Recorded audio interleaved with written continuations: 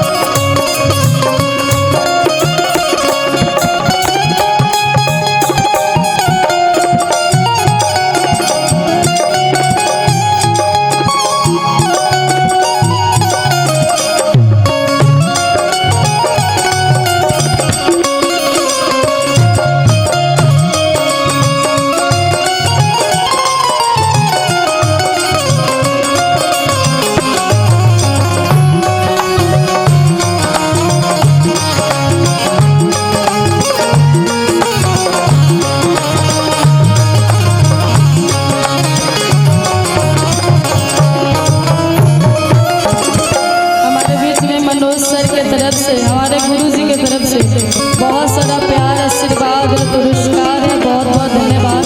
आज इस भजन में ही बोल रहे हैं, सब लोग सुन रहे हैं, सब लोग देख रहे हैं, सब लोग रिकॉर्ड भी कर रहे हैं। मनोज सर का बहुत बड़ा देन है। मनोज सर मुझे संगीत सिखाए हैं। बहुत हम उस टाइम में छोटे थे और बाबा के दरबार में मैं 7 साल से यहाँ आ रही हूँ। बहुत अच्छा लगता है यहाँ पर आकर मुझे, और सब लोग के भजन से सेवा करें चाहे ऐसे सेवा करें तो बहुत अच्छा लगता है। हम चाहेंगे मनोज सर आप कुछ बोलेंगे तो अच्छा लगेगा। नहीं हम तो गाना सुनने आए हैं, अब तो हम केवल सुनते हैं। मेरी एक सेवा है कि किसी बम का बटुआ खो गया हो, किसी के साथ कोई दुर्घटना घट गई हो या आपका पैसा कम पड़ गया हो तो हम आपको यहाँ से देवघर जाने वहां प्रसाद खरीदने से लेके आपके घर तक पहुंचाने में जो भी खर्च होगा हम आपको इस यात्रा को पूर्ण करेंगे। हम यही सेवा लेके चलते हैं।